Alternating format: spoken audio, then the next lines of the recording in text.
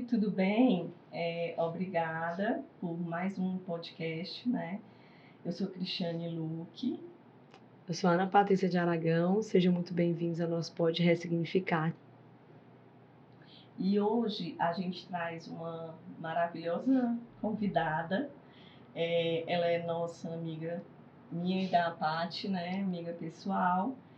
E eu defino ela com 3 palavras. Ela é humilde, ela é meiga e ela tem um coração enorme. Muito obrigada pela oportunidade. Meu nome é Inês Botti, nasci no Rio Grande do Sul, nasci numa cidadezinha do interior do Rio Grande do Sul, já moro em Fortaleza há 25 anos, já posso me considerar uma cearucha, né? Metade gaúcha, metade cearense. Escolhi Fortaleza para viver, eu acho que porque tinha um chamado para uma missão, né, nessa cidade. Por isso que eu estou aqui e agradeço demais poder contar a minha história. Seja muito bem-vinda, Inês. Estamos muito felizes com a sua presença. Você ilumina o Pode Ressignificar. A gente gostaria muito que você nos contasse a sua história. Pronto. Assim, eu tenho que ressignificar muita coisa na minha vida, né? Tive que ressignificar muita coisa na minha vida, né? Primeiro, a mudança para cá, porque foi bem difícil a adaptação, né? Porque o nosso Brasil, ele é imenso, né? Com uma cultura também diferenciada em cada região. E quando eu vim para cá, me deparei com uma cultura totalmente diferente. Até a adaptação foi bem difícil vir para cá com 2 crianças pequenas e meu esposo foi transferido para cá. Mas no início foi difícil, mas logo em seguida a gente conseguiu, né?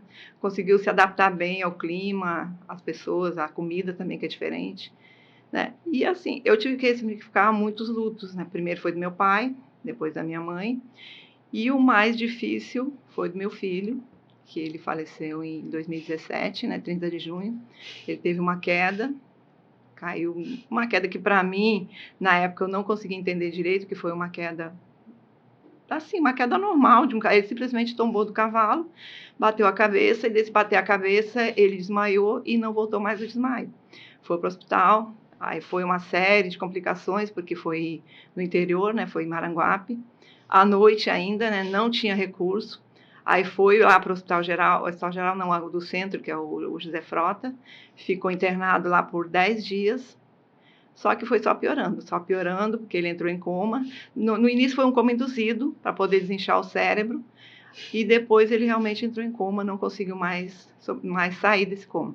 Quando foi na quarta-feira, ele ficou 10 dias lá no risco 1, depois ele foi para a UTI. Aí quando foi numa quarta-feira, o médico da UTI falou pra gente que ele estava se caminhando para uma morte cerebral, né? Para mim, eu acho assim, foi uma coisa muito difícil, porque eu não tenho parentes aqui, né? Tem na época eu tinha muito poucos amigos também, né? Conhecia a doutrina espírita também já muito pouco.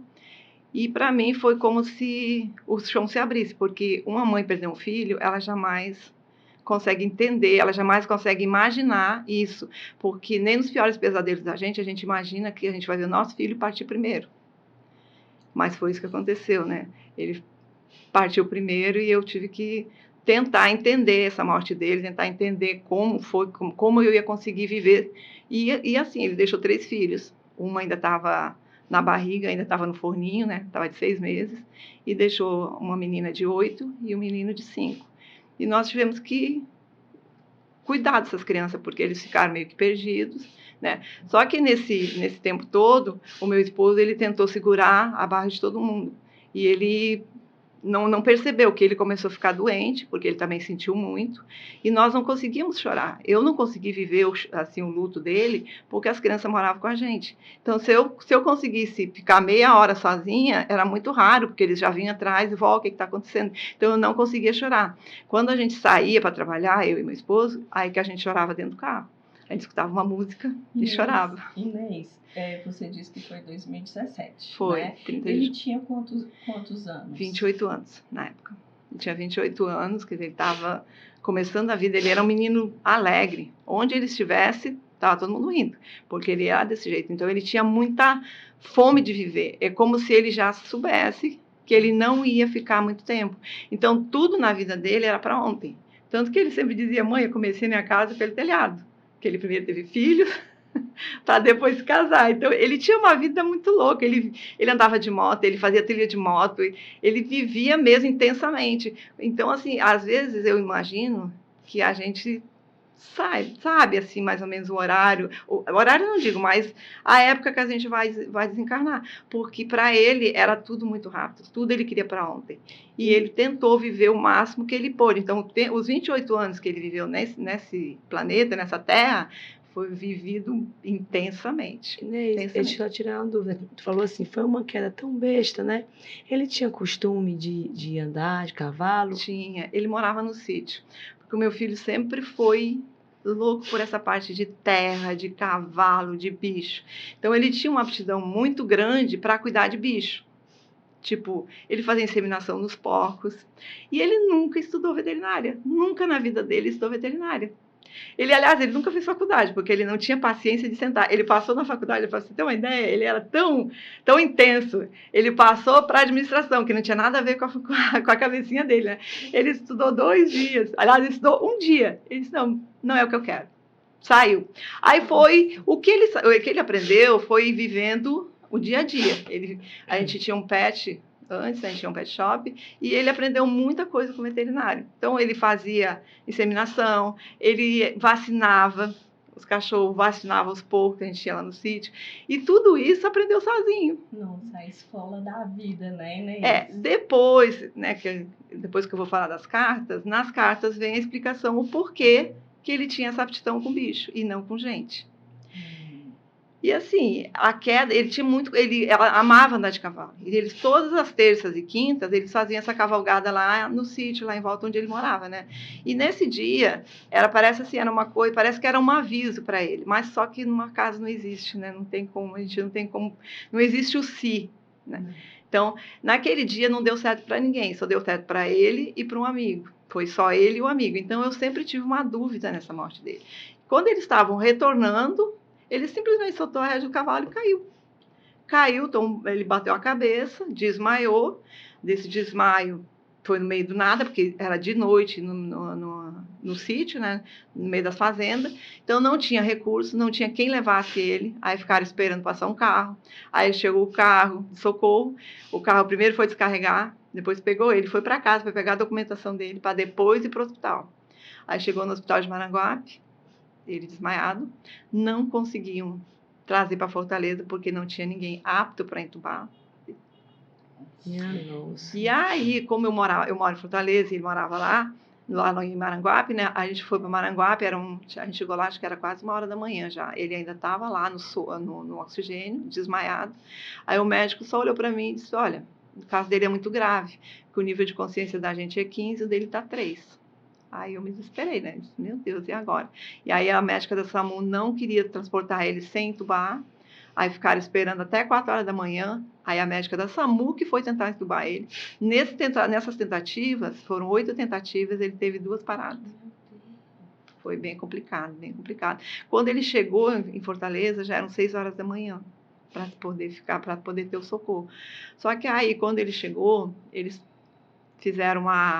induziram o coma para poder desinchar o cérebro dele, porque ele não criou um coágulo, ele criou uma lâmina de sangue em todo o cérebro dele.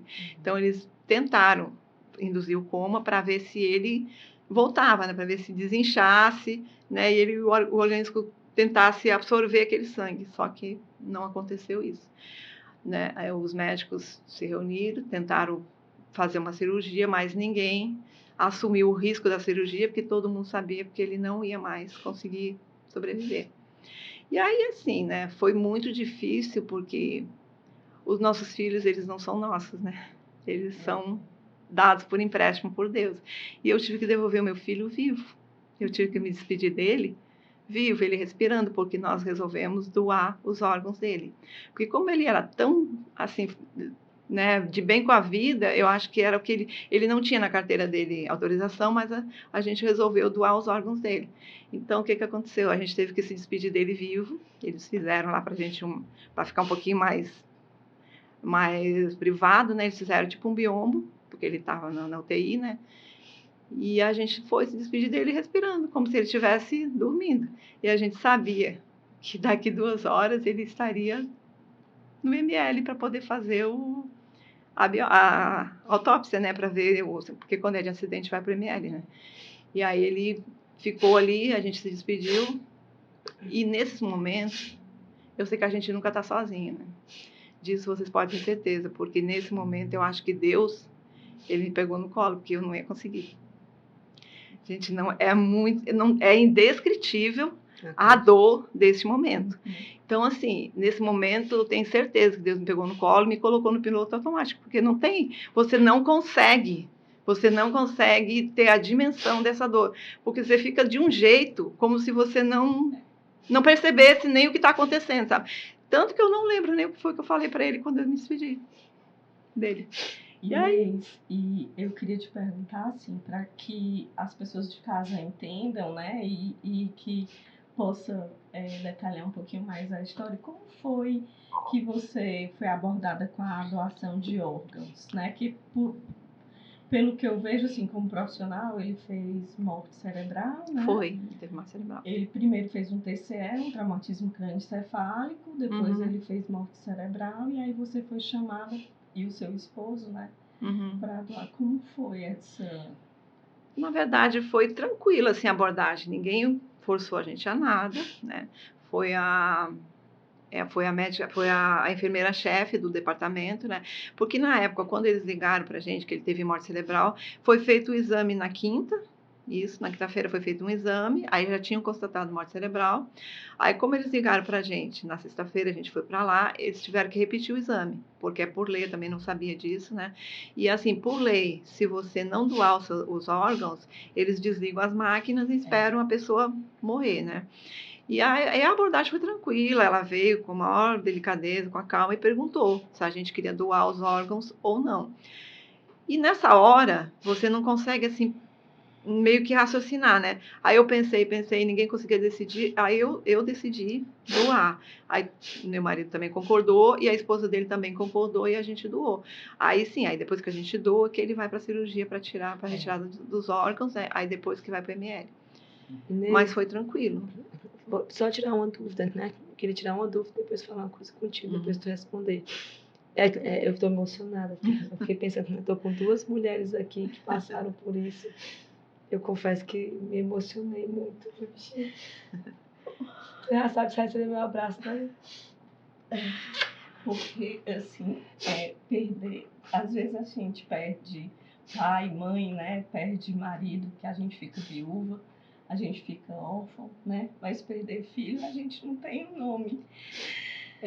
A gente não imagina que vai ser trocado o papel, né? A ordem vai ser trocada. Porque quando a gente tem filho, a gente acha que vai ficar, né? Que a gente vai morrer primeiro, que a gente vai ficar mais velhinha primeiro, né? A gente vai primeiro. Mas as leis de Deus não são assim. A gente não tem o controle de nada. O nosso controle é zero, né? E ninguém pertence a ninguém, né? Quando chega a hora da pessoa ir, não tem o que fazer, Eu queria uma dúvida, depois que você terminar de falar, eu queria só falar uma coisinha. São 2 vezes que eles tentam fazer o teste ou 3 vezes? Então, 2 vezes que eles tentam saber se o cérebro está respondendo, é isso? Exatamente, são 2. Foi 2017. Foi 30 de junho de 2017. Pronto. Gente, eu estava estudando com a Ana em 2022. E aí a gente estava estudando sobre a CLS, que era a titulação médica. Hoje houve uma alteração sobre a morte cerebral. Hoje precisa de 3 diagnósticos de 3 médicos diferentes. Todos 3 têm que dizer que ele está em morte cerebral. Existe um termo em francês que é dépassé, né? E aí antigamente eram 2 e antes esperava até o paciente dar o último suspiro. Hoje não. O médico tem autonomia de desligar as máquinas, né? Quer seja bebê, quer seja prematuro. Então, assim, hoje já mudou, já tem uma terceira pessoa, Inezinha. Mas eu imagino quanto... Na época do Júnior foram só com equipes diferentes. Eram médicos diferentes, mas foram só 2 testes que ele fez. Ele fez um na quinta, à noite, e outro na sexta de manhã. E os 2 comprovaram a morte cerebral dele. Inês, Na verdade, sim, qualquer despedida, ela não é fácil, não. Porque quando a gente ama, quando você vê alguém que você ama partir, fica, né, um buraco. Ele sempre leva um pedacinho do teu coração. E esse pedacinho, ela vai fazer uma ferida, né? Não tem como, né? Então, assim, se você me disser, você superou o seu luto, eu vou te dizer assim, superar o meu luto, se superar o meu luto é escolher viver por mim e por quem ficou e por quem partiu, que quem partiu também precisa do nosso equilíbrio, né, para eles poderem seguir a vida lá, porque a vida continua, a gente pode ter certeza, e eu tenho essa confirmação que a vida continua. Então, assim, não tem como. A gente supera o luto, mas a gente não esquece, porque se você disser, você esqueceu, não. Se eu esquecer, eu vou esquecer a minha história. Foi a história que eu vivi com as pessoas que eu amo. Então, não tem como a gente esquecer um luto. A gente se ressignifica, a gente supera, vai fazer outras coisas, a gente, né, junta os caquinhos todinhos e vai em frente, vai viver, vai tentar viver por quem ficou, né, por quem partiu e pela gente também, porque a gente tem a missão da gente. E não tem como, né? A dor, ela vem para todo mundo, mas o sofrimento você pode optar, se você quer sofrer ou não. Eu sei que não é fácil, vocês estão dizendo, tá falando que é fácil. Não, não é. Não é fácil, não. A gente cai, a gente chora, a gente se espedaça, a gente cola os pedacinhos. Mas, assim, essa ferida, ela vai sangrar a cada data especial, a cada cheiro de perfume, a cada música que você escuta, né? Ela vai te remeter lá no passado, a comida que você come. Então, assim, é uma coisa que você não vai esquecer jamais. Essa ferida, ela vai, com o tempo, ela vai cicatrizando, mas ela não fecha. gente, vocês falaram de comida, né? Ela dói. Eu tenho uma sopa específica que eu como, que hoje é só o Hermes que sabe fazer. Você fala assim, chega a vontade de chorar. Porque eu lembro da minha mãe. É impressionante como ele acerta. Só ele acerta o tempero. Eu disse, meu Deus, eu acho que ele aprendeu no plano espiritual com a minha mãe. Com certeza. Porque outra que eu sinto tanta saudade, que é a comida, né? Imagino vocês que faziam as comidas para os filhos, né? É verdade. Eu absolutamente, assim, faz 1 ano e 3 meses que eu não cozinho. Porque cada vez que eu vou cozinhar, eu cozinho na casa de amigos, quando eu vou para Nova Laranjeiras, né, Silvinha? Para a sua casa, ou quando eu tô se eu for para a sua casa ou para o Eldenberg, se vocês quiserem vir para cozinhar, eu cozinho. Mas é uma coisa assim, é um gatilho tão forte, eu não sei se acontece isso com você. Principalmente o macarrão e o filé mignon do Pedro. Eu não consigo. A Ana já era mais fácil de agradar. Ela gostava muito do meu arroz, que eu tempero arroz demais. E aí eu não consigo, gente, mais cozinhar. Eu vou conseguir, mas hoje ainda não. Se deu tempo, né, que precisa. Essa parte eu já superei. Eu sou obrigada a cozinhar, senão eu morro de fome. É simples assim, eu cozinho, eu morro de fome. Não tem ninguém que faça. Não tem quem faça, então, minha amiga, vai, só vai. Inezinha, eu te pedi uma coisa, como nada é por acaso, tu quer trazer as cartas pra gente? Pois pronto. É assim, deixa eu falar aqui. Eu recebi, na verdade, 3 cartas, né? A primeira carta. Foi a ida ao lar de Clara, pronto, né? deixa eu falar. Perfeito. Foi, deixa eu falar. Como foi que você entrou no espiritismo? Como foi essa ida ao lar de Clara? Massa. Pois pronto. Assim, eu já era espírita, eu comecei a ser espírita no Sul, assim, já comecei porque eu sempre tive nem é dúvida, uma certeza que a vida não poderia acabar no túmulo. Que eu acho que, assim, se Deus é justo, se Ele é perfeito, se Ele ama todos nós, né? Então, como é que você explica a gente vir para esse mundo, sofrer e acabar no túmulo? Não tem, para mim, isso não entrava na minha cabeça, né? E também as desigualdades sociais também não entravam na minha cabeça. Aí eu fui estudar o Espiritismo. E quando eu vim para Fortaleza, que aí eu tive que me readaptar a uma nova vida, né, sozinha, com a minha família toda do Sul, aí eu fui estudar o Espiritismo, fui tentar entender, e isso foi me dando também uma base também para entender também a morte do meu pai, a morte da minha mãe, né, para poder também entender esse luto. E assim, quando meu filho faleceu, aliás, falecendo quando ele desencarnou, desculpa, quando ele desencarnou, Aí sim que eu precisei muito de ajuda, porque eu não via como é que eu ia conseguir viver, porque logo em seguidinha, também 1 ano e meio depois, meu esposo faleceu. Aí eu me vi perdida, totalmente perdida. Aí fui para o Lar de Clara. No Lar de Clara, eles têm o grupo Eles Vivem, né? E lá nesse grupo Eles Vivem foi aonde eu consegui respirar um pouquinho, né? Porque aí quando a gente consegue dividir a nossa dor, compartilhar as nossas lágrimas, o fardo se torna mais leve. Por incrível que pareça, a gente consegue entender a dor do outro, e quando a gente cuida da dor do outro, Deus cuida da nossa. E foi isso que eu recebi no Lar de Clara. Aí, logo em seguida, eu recebi uma carta do meu filho, que foi a primeira carta, foi 8 meses depois que o meu esposo faleceu, eu recebi a primeira carta dele. Só que a primeira carta eu não vou ler, porque a carta ela tem muitos detalhes para a família toda. E assim, uma coisa que eu vou falar aqui foi porque eu sempre tive uma dúvida na morte dele. Porque eu imaginava, meu Deus, como é que pode, né? Ele era um menino saudável, forte, novo, vivia andando a cavalo para cima e para baixo, vivia fazendo trilha de moto, como é que ele pode ter caído e morrer daquilo ali? Mas como teve investigação, a gente sabe que não aconteceu nada, que realmente foi isso mesmo que aconteceu. Aí na carta ele vem e ele me diz, mãe, na minha morte ninguém teve culpa. Já era a hora de eu pegar o último avião, aquele que não pousa mais. Então, assim, ninguém teve culpa. Já estava tudo programado para mim partir nessa data. E aí ele deixa o recado para os filhos, né, para o Cauã, que sofreu muito também, que sentia muita falta dele, que ele fala que ele não perdeu o pai, que o pai vai continuar com ele, né, acompanhando a vida dele, que quando chegasse a hora, os dois iam se encontrar de novo. E os outros avisos que ele deu foi mais para a família, né? Aí depois, no dia 8 de outubro de 2022, ele me mandou a segunda carta. Aí na segunda carta ele já me manda a missão, que é o que eu estou fazendo, que eu agradeço, depois eu vou falar da minha missão também e onde eu estou conseguindo fazer. Mas primeiro eu vou ler a carta. Então ele coloca assim: mamãe, estou escrevendo porque foi assim que o papai, meu xará, combinou comigo. O pai Ramon disse: você escreve e eu vou ficar ali pertinho dela. Mãe, eu levantei o canudo de papel comemorando as conquistas do Felipe. Deixa eu só explicar aqui. É porque antes, quando eu cheguei lá, o médico, que eu agradeço demais, o Newton Souza, eu sei que ele não gosta de elogio, mas assim, se ele não se dispusesse a estar ali para escrever, porque cada coisa inteligente tem que ter alguém atrás para fazer. E se ele não tivesse ali para escrever, emprestando a mão dele, ninguém receberia a carta.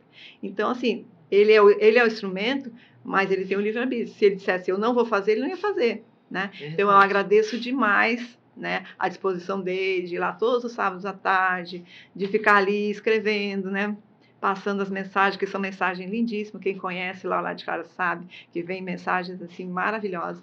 Então, antes de ele escrever isso aqui, ele tinha visto, eu fui falar com ele, né? Ele disse para mim: olha, eu estou vendo ele aqui muito feliz, balançando um canudo. Só que ninguém sabia, ninguém tinha entendido o porquê que ele estava balançando isso. Aí ele coloca aqui: mãe, eu balancei o canudo de papel, foi para comemorar as conquistas do Felipe. O meu filho mais novo, né? Ele tinha conseguido um emprego bom e foi morar na Alemanha. Né? Esse simbolismo de alegria que eu quis te dar também era uma outra forma do papai dizer do lamento e não ter sido possível a liberação. A liberação foi da pensão que eu não consegui. Aí eu tive que me virar, então ele estava muito preocupado com isso, porque...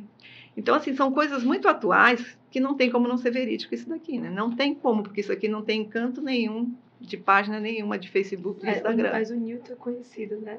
Exatamente por isso. Aí tu pode dizer quem é que vai estar depois aqui com a gente ainda? O Newton, ele vem. Ai, que show! Nossa, ele é maravilhoso, ele é muito bom. Gente, vocês vão conhecer essa muito, lindeza, né? Ele é de pessoa.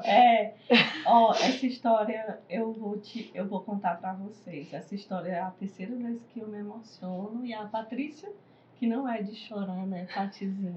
Tô aqui chorando. Tá. Então, assim, ele fala, né, que não foi possível a liberação. Isso fez o pai se envolver em preocupação. Buscamos o apoio das nossas vozes, que seriam os advogados, né, que o papai chama de tesouros. Mãe, eu e o papai reconhecemos que a tua serenidade e a tua tranquilidade é um grande exemplo para a gente. A saudade é sempre enorme e eu, teu Júnior, ainda me lembro que já fui uma dor muito grande. Muito grande, né? Mas a carta foi um remédio para a gente. Sigo aqui cuidando do meu desenvolvimento como espírito. Nós esperamos sem ansiedade, pois tudo o que precisamos entender é que essa separação que tivemos é temporária. E no nosso sono físico, a mãe se liberta para a gente e se reencontra no mesmo plano para aliviar toda essa saudade. Mãe, a senhora deve ser um testemunho. Aqui ele começa com a minha missão, né? Mãe, a senhora deve ser um testemunho para muitas mães que perderam os filhos, para que entendam que a vida espiritual existe. A Avó Maria na sintonia do nosso pensamento. Te amo, mãe. Ramon Botti Júnior. Assim, a carta ela vem realmente me dizer que a vida continua, que a vida não acaba no túmulo. E assim, quando meu esposo faleceu, eu achei que eu não conseguiria... Inês, perdão, quanto tempo foi do desencarne do seu filho para o do seu esposo? 1 ano e meio. Não. Foi 1 ano e meio. Foi 1 ano e meio muito sofrido, porque ele já era diabético antes, né? Então a glicemia dele sempre foi muito alta, e com toda a tristeza que ele passou, ele tomava muita medicação, e essa medicação criou uma cirrose no fígado. E quem tem cirrose, eles criam umas varizes aqui no esôfago, né? E ele não podia fazer esforço, só que ele trabalhava, né? Ainda trabalhava, e ele foi fazer um trabalho lá, e ele fez muito esforço de se abaixar, acabou tendo uma hemorragia interna. Aí dessa hemorragia interna, ele foi para o hospital, no hospital ele pegou uma bactéria, e assim, o desencarne dele foi muito sofrido para mim, muito sofrido mesmo, porque ele sofreu muito. Eu não sei se vocês têm noção o que é a síndrome de Fournier. É uma bactéria tão agressiva que ela corrói, ela necrosa a pele. E ela vai necrosando, ela vai destruindo por dentro todinho, né? E a parte dele foi toda a parte digestiva, urinária, tudo, foi destruindo aos poucos. Ele começou a fazer hemodiálise, começou a fazer as punções para tirar o líquido do fígado, do estômago, né? Porque ficava muito inchado. Não conseguia mais se levantar, ele não conseguia mais nem ir para o banheiro, nada, era tudo na cama. Então, assim, ele sofreu demais, ele fez várias operações de limpeza de pele, e na última operação, acho que o médico tirou muito, assim, na verdade, o achismo não existe, né? Eu acho que ele era daquele jeito que ele teria que ir. O médico tirou muita pele dele, e ele sentiu muita dor mesmo, e eles deram morfina, e a morfina parou o coração. Aí sim, aí essa parte, a morte dele, para mim, foi até... assim, não tem como comparar um luto com o outro, né? Mas a morte do Ramon para mim foi muito difícil, porque era só nós dois e o Felipe. E as crianças, né? Que é pequeno. E ele para mim era a minha força, né? A gente trabalhava junto, eu já não dirigia mais, que é onde eu queria, ele ia comigo. Então era a minha companhia. A gente tinha 34 anos e meio de casado, porque a gente ia completar 35 em maio e ele morreu dia 24 de janeiro. Eles deram morfina, né? Morfina para o coração, e ele teve que desencarnar. Só que aí eu sinceramente, eu acho, assim, eu tenho certeza que eu tive muita ajuda espiritual e física também, porque sozinha eu não teria conseguido, porque foi muito dolorido, muito. Aí aos poucos eu fui tentando sobreviver, né? A primeira vez eu tive crise de choro, na primeira vez que eu fui fazer compras no supermercado, que eu cheguei na frente da gôndola de verdura, de frutas e verduras, porque a gente é do sul, né? A gente gosta muito de fruta, verdura, essas coisas de legumes. Aí eu cheguei na frente, pronto, e agora? Como é que eu faço? Só para mim? Aí eu comecei com as compras tudo dentro do carrinho, as outras compras, aí eu sozinha no mercado, e eu comecei a chorar, parecia uma doida chorando no meio do supermercado. Saí do supermercado, deixei as compras. A minha sorte que o Felipe, meu filho mais novo, estava no carro, aí voltou e terminou as compras. Aí dali, né, eu tinha que prover o sustento, né, das crianças, também ajudar, e eu tive que me reinventar, me ressignificar toda essa dor, usar tudo de novo, né? Tentar colar todo o meu coração de novo, e a luta. E foi o que eu fiz. Aí no início, como eu não dirigia, eu tinha medo de dirigir, né? Meu filho, eu trabalho com vendas, eu ainda fabrico laços e para pet shop, e eu tinha que entregar. Como é que eu ia fazer para entregar se eu não estava dirigindo? Aí todo final de semana meu filho ia comigo, aí eu pensei, meu Deus, eu estou acabando com o final de semana desse menino. Aí comecei aos poucos, voltar a dirigir, e hoje, graças a Deus, eu superei tudo. Estou conseguindo sobreviver, né? E ressignificando a minha vida, né? E agora também, eu vou ler a segunda carta, né? Que na segunda carta ele manda a confirmação da missão, aí depois eu vou falar da missão. Certo? Aí na segunda carta, ele coloca assim: Inês, minha inesquecível mãe, faz tanto tempo que não escrevo. saudades de ti, saudades também disso, que seria de escrever, né? A mãe está na lista das mães que precisavam testemunhar ver o filho partir antes. E no teu testemunho, mãe, outras mulheres puderam colher alguma força, fé e consolo para conseguirem seguir com as suas vidas. O vô Carol nos confirma isso dizendo que a mãe lembra Maria, a mãe de Jesus, que também teve que partir antes. Tudo estava programado para que fosse assim. E eu sei, mãe, que a falta de meu pai Ramon também foi um momento muito cheio de tristezas e incertezas, mas a mãe conseguiu dar sequências aos anos. Mãe, o teu Júnior não sumiu ou se afastou de ti. A falta de cartas não indica a ausência do meu espírito junto de ti. A nossa ligação vem de ontem, de um passado que nós ainda desconhecemos. Te explicando essa separação imposta pela fatalidade dos meus 28 anos, é que minha mãe já teve uma outra vida de poder na Holanda. E naquela ocasião, na condição de mandatário de embarcações, em face das dívidas de determinada família camponesa, exigiu dos pais o trabalho forçado do primogênito deles nas arriscadas naus. E numa dessas expedições comerciais, ele veio a naufragar com toda a tripulação.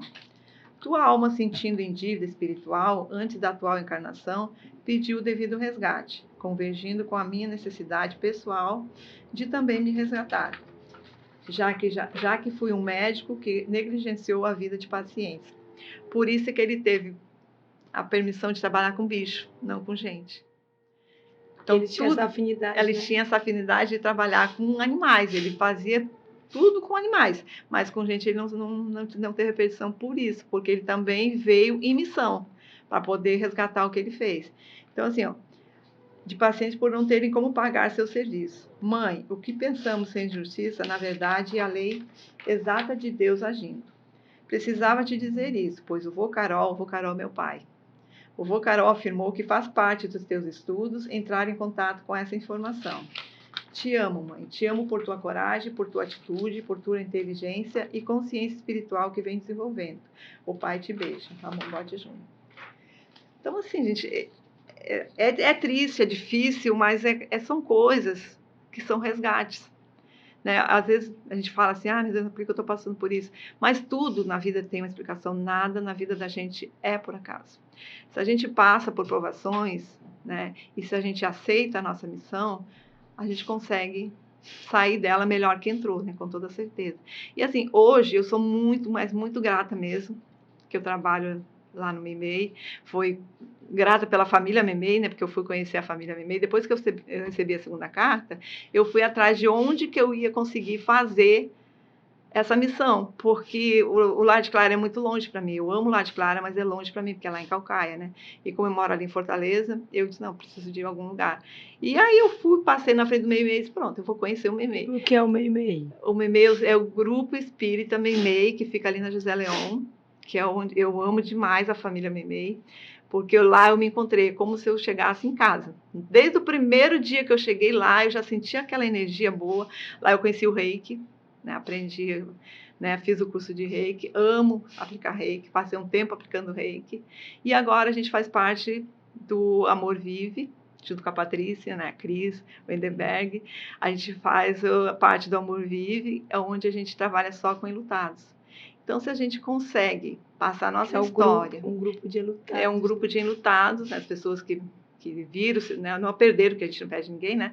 Que viram, que a gente devolve, né, os nossos entes queridos, né, aqueles que a gente ama.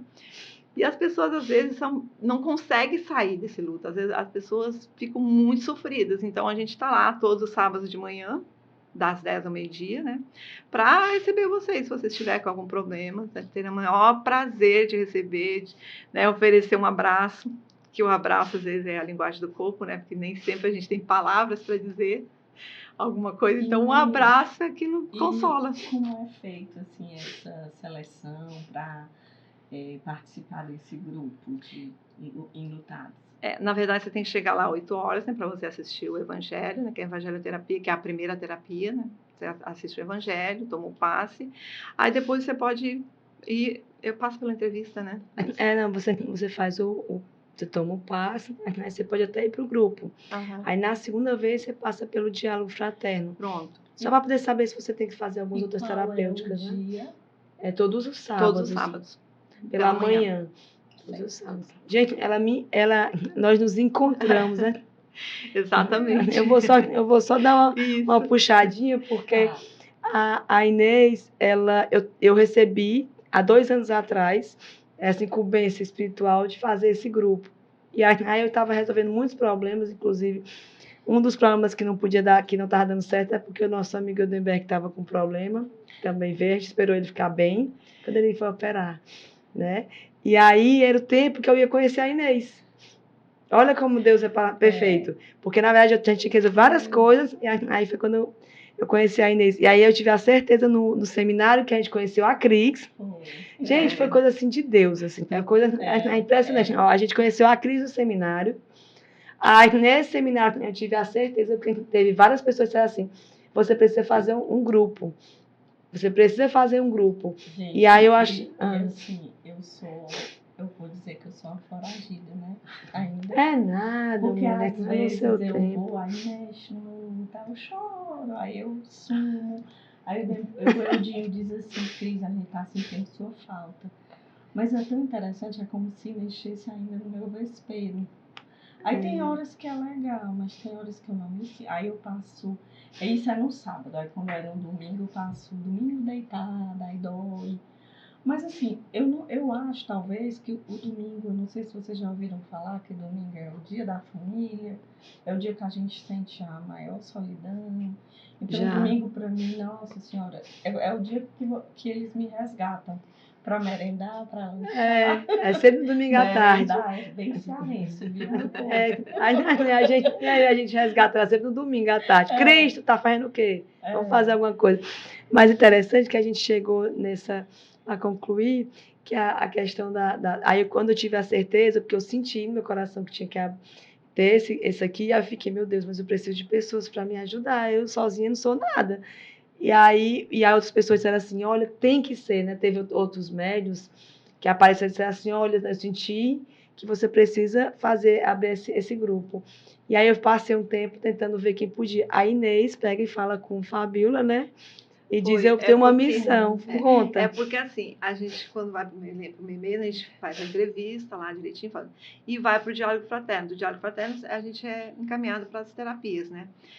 E no diálogo fraterno eu tinha falado para a Fabiola, que é a minha pessoa do ano, de 2023, né? E eu tinha falado para ela da missão da carta que eu tinha que fazer. Aí ela disse para mim assim, olha, a Patrícia está fazendo um grupo. Então, por isso que eu digo, assim, nada na vida da gente é por acaso, né? Deus coloca as pessoas certas na hora certa para a gente resolver o nosso problema. Então, ela disse, a Patrícia está fazendo esse grupo. Aí eu fui falar com ela, pronto, aí a gente fechou o grupo, já começamos esse ano no grupo, né? Está sendo desafiador, não vou mentir, está sendo muito desafiador, mas também muito gratificante. É lindo, né? Demais, nossa. Eu acho o nosso grupo tão lindo, né? E tá crescendo. A harmonia, né, que a gente tem dentro do grupo é muito boa. E esse sábado você leu uma carta foi que foi extremamente comovente. Foi lindo demais. Esse sábado foi maravilhoso. Então, cada sábado a gente vai estar aperfeiçoando ainda o grupo, mas cada sábado está sendo melhor, está sendo mais aconchegante. E a gente está conseguindo ver a transformação das pessoas que estão sofrendo. O nosso grupo é de pessoas que estão realmente sofrendo, que acham que o deserto é lugar de morada. E realmente o deserto não é de morada, é só de passagem. E é isso que a gente está tentando mostrar para todo mundo, que não é lugar de morada, não, gente. É só lugar de passagem. Você fica ali um pouquinho e pronto. Bora viver. O mundo está aí, ó, esperando para você viver. E é até interessante, né, a gente falar, né, Cris, a questão de que quem não mora aqui, que procure esses grupos, né? Isso, que busque uma ajuda, né? Isso, porque sempre vão ter esses grupos de lutar. Quer assim, ontem eu estava conversando com a Renata Brandão, que vai ser a nossa próxima, também uma outra entrevistada. Ela estava falando assim, tem os grupos espíritas, grupos de igrejas. Esses grupos normalmente são grupos para a população, né? Que possam chegar e ser amparados. Tem grupo de saúde mental, movimento de saúde mental também, né? Tem. E, por exemplo, nesse, a Patrícia é a psicóloga, na outra, a Renata Brandão também é do grupo de luto deles. Então, eu acho isso super maravilhoso, né? Porque ajuda. Quantas pessoas são ajudadas? Demais, Né? Quantas pessoas precisam dessa terapêutica, dessa sociabilização? Que uma coisa que eu penso muito, que o luto, né, Inês, tem uma época, não sei se você já teve, porque você é muito diferenciada, mas tem uma hora que a gente chega e quer se esconder, não sei se tu teve essa, mas Não, gente, deixa eu falar. Eu te entendo, já quis fazer isso também. Não, na verdade, assim, muitas vezes. Tipo assim, alguém que desaparece no aniversário, que a gente marca pra fazer uma festa pra ela. E a E ela desaparece. E a pessoa não vai no próprio aniversário. Mas que a gente traz. Mas que a gente traz a torta pra cá e comemora. Gente, eu sempre fui uma criança, sabe? Eu sempre fui uma criança que eu nunca gostei do meu aniversário. Essa história de vida, sabe? Eu nunca... lá em casa a gente não ganhava beijos. Os beijos eram no dia dos aniversários. E olhe lá, porque meu pai dava muito plantão. Então, assim, eu sou meio... Eu digo assim, gente, tenha paciência comigo, que eu sou uma ostra. Vamos ressignificar, né? Vamos ressignificar esse meu aniversário também. Com certeza, Vamos dar pelo menos um tintim de ressignificar. Bora, que legal. Ressignificando, vamos ressignificar. Gente, uma coisa muito interessante, né, Paty, que a gente vê. Olha que coisa mais linda. A Inês, ela ressignificou as duas devoluções, né, do filho e do marido. Ela ressignificou de uma forma financeira. Eu não sei se vocês entenderam, mas quando o esposo dela faleceu, ela ficou sem amparo economicamente. Ela também teve que cuidar da família como um todo. Ela ficou a matriarca da família, aquela avó que era vó e vô, né? Ela também teve que cuidar também da saúde dos seus e dela. Então, pense como é brilhante esse ressignificar. E o espiritual, né? Sim, espiritual. Isso, Paty, o espiritual. Exatamente. O espiritual foi que me deu forças para continuar. Exato. Porque a gente nunca tá só, né? A gente acha que tá só, mas a gente nunca tá só. Quando tá muito difícil, a gente vê, meu Deus, eu não vou conseguir. Aí Deus pega assim, não, peraí, vou mandar uns anjinhos para você. Aí os anjinhos, o que é? É os nossos amigos aqui na Terra, né? A gente chama eles de amigos. E aí eles vêm embora, minha filha, não pode baixar a cabeça. Que nem o meu filho dizia, mamãe, não baixa a cabeça, não deixa a peteca cair. Que eu preciso da senhora, a senhora precisa de mim. Porque quando meu esposo faleceu, ele era solteiro também, então era nós dois. Um olhava para a cara do outro, e quando um estava a cabeça baixa, bora, vamos levantar a cabeça, bora lá. Então a gente foi se apegando um ao outro e foi tendo forças ali. Até que ele teve que ir para a Alemanha e eu fiquei sozinha, desamparada. Quer dizer, desamparada não, eu fiquei sozinha. Mas assim, não, tudo na vida... Não, mas você tá com Deus e seus... Não, mas eu tô falando antes, né? Aí assim, eu fiquei sozinha. Mas, ao mesmo tempo, eu acho que eu precisava desse tempo sozinha para poder colocar minha cabeça no lugar, para poder ressignificar toda essa dor, para poder ressignificar, né, essa minha missão, para poder tentar entender como que eu ia fazer essa missão, porque eu também não sabia como. Eu tentei fazer, sei lá, gravar vídeo, mas também não sou muito desenrolada nas câmeras, né? Pois não tá mostrando isso, viu? Pois tá mostrando que é muito desenrolada. E assim, Paty, tu já percebeu que assim, é nosso terceiro podcast. E a Inês, ela fala como se tivesse uma propriedade, né? Olhando para as câmeras que eu quero mais vezes. Não. Pois é.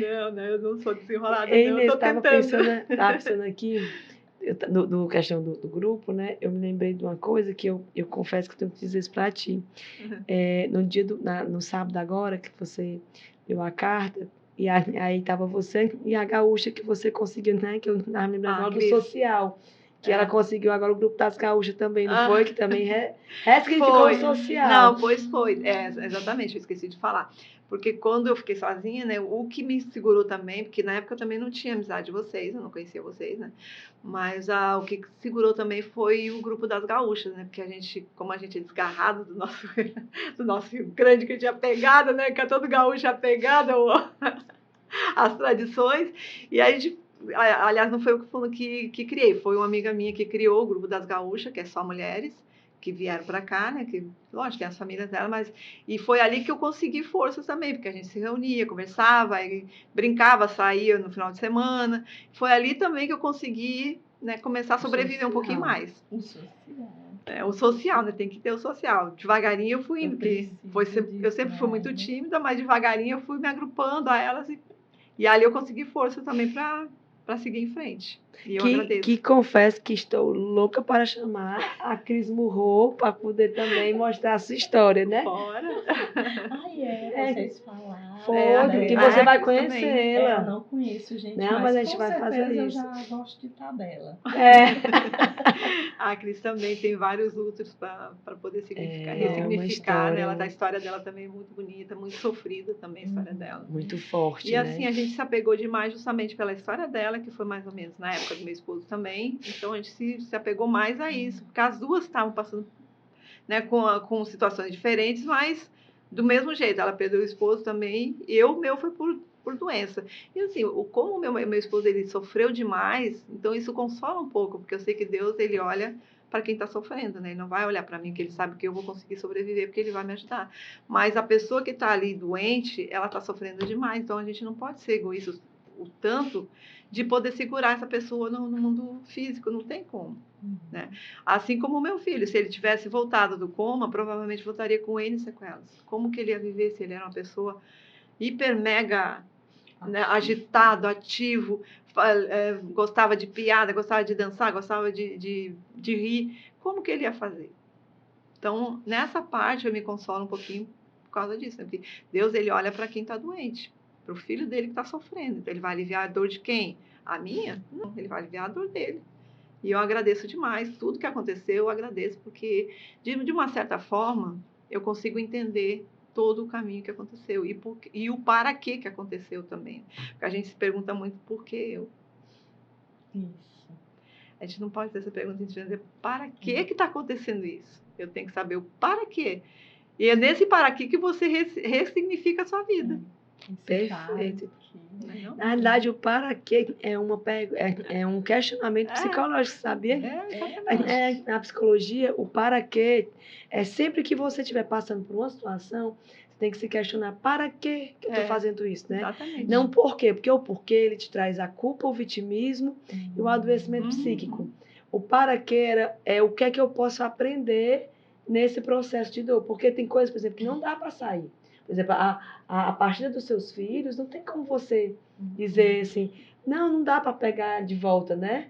A partida das pessoas, dos parentes dela, do esposo, do filho, não tem como você chegar e dizer assim, não, Deus, peraí, deixa aqui, né? Não dá. Então, tem coisas... que a gente pede, né? Pede, eu pedi, mas tem coisas que não tem jeito, né? E aí, nesse não tem, no que não aparenta ter jeito, aí você pergunta, para quê? Para que eu estou passando por isso, né?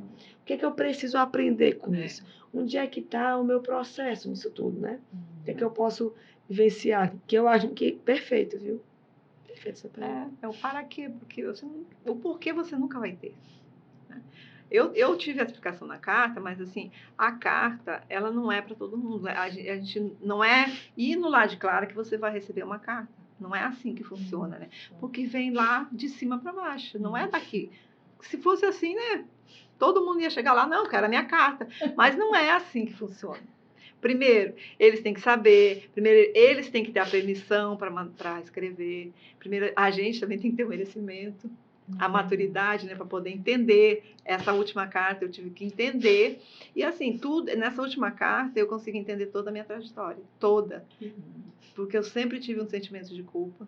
Eu vivi a minha vida... Sempre.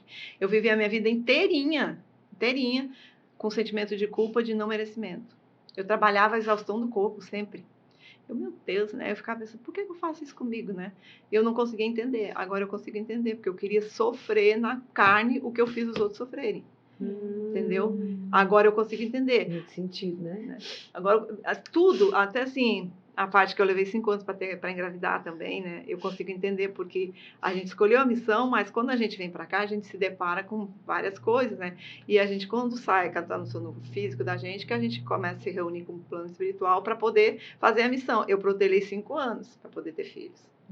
O meu filho, quando eu fui ter ele, os 2 foram de cesárea, mas o primeiro, minha bolsa estourou às 3 da manhã, ele foi nascer 10 para meia-noite. Ele grudou aqui, porque ele não queria descer. Porque ele já sabia, pronto, eu vou lá, mas eu vou quebrar a cara, eu vou sofrer. E a vida dele, sim, desde pequenininho, ele tinha muita preocupação. Ele não ficava sozinho, ele tinha medo, ele era inseguro.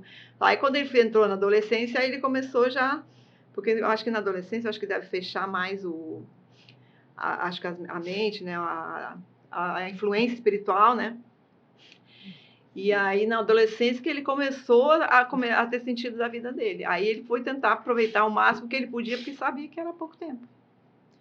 Então, na vida da gente é assim, gente. Na realidade, para o espiritismo, né? Depois dos 7 anos, 7, 8 anos, né? O espírito começa a ficar mais próximo do corpo.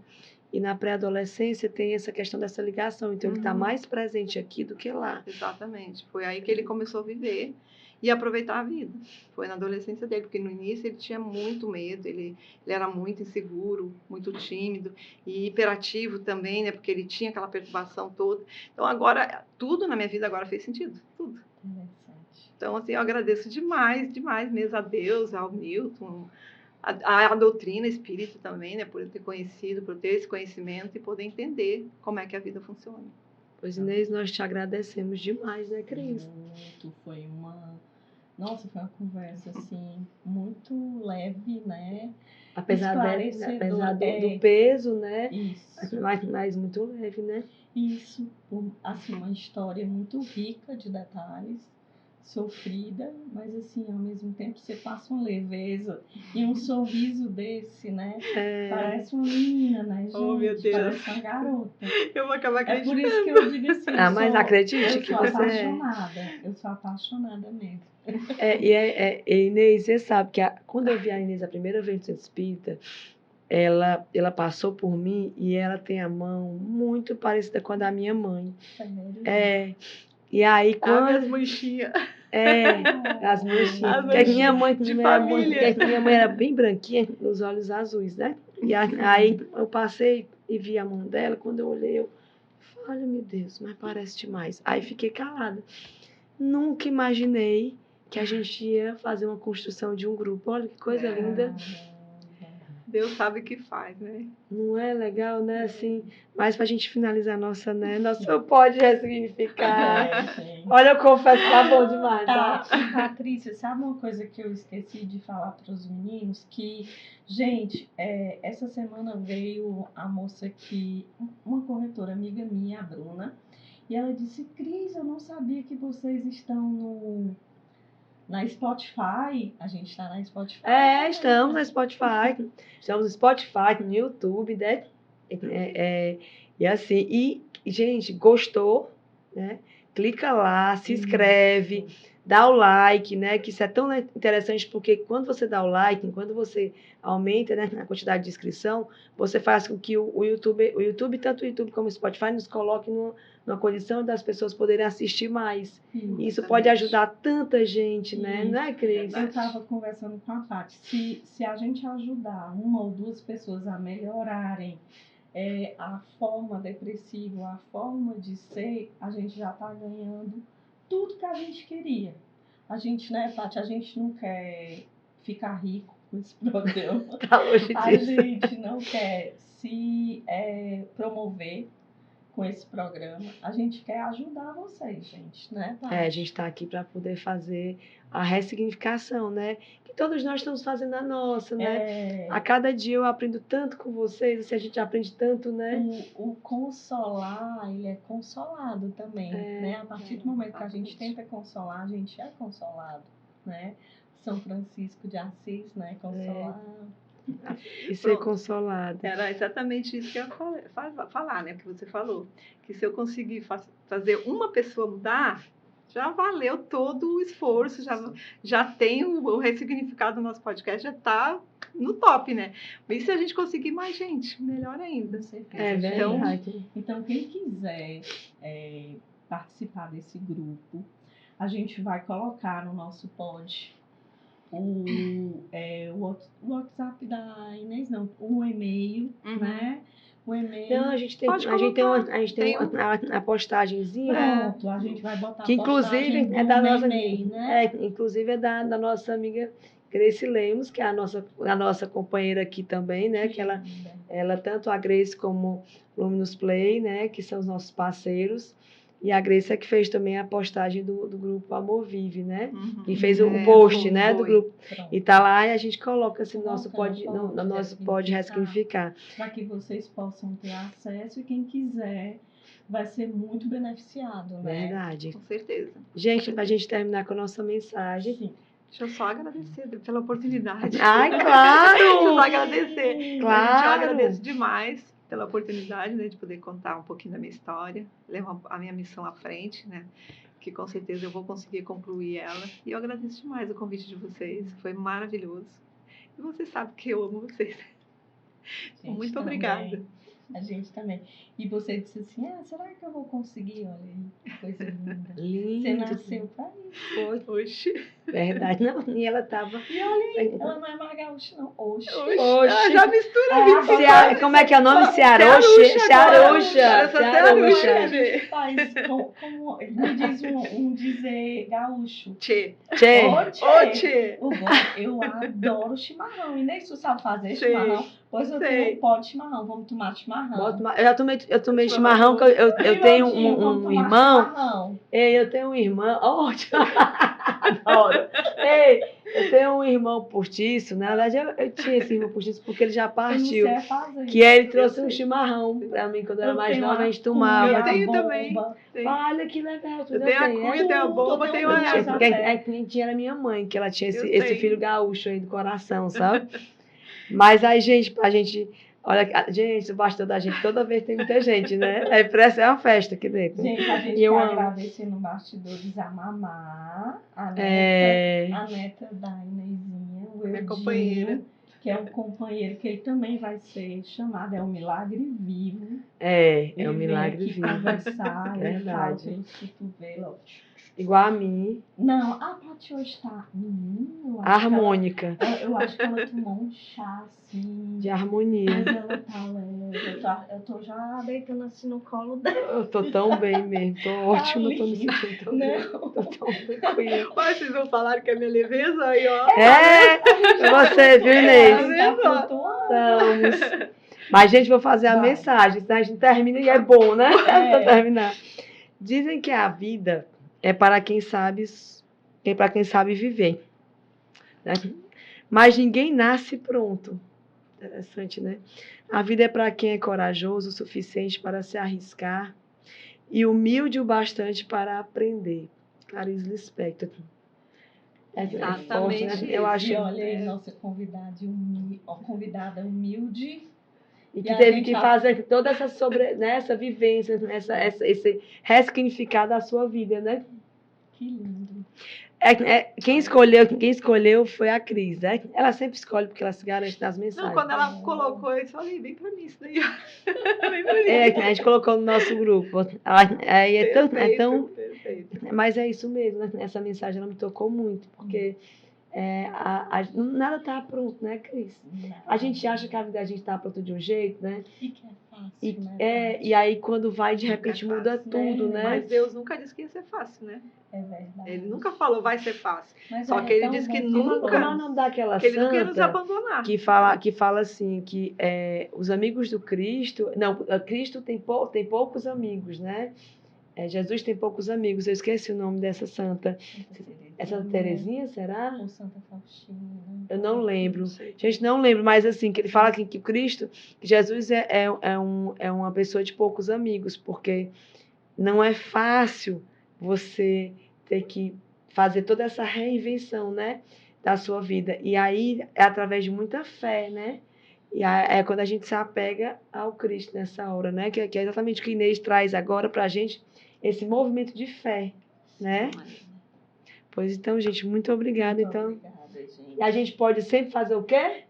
A gente sempre pode Ressignificar. ressignificar. Beijo, gente. Beijo. Beijo, gente.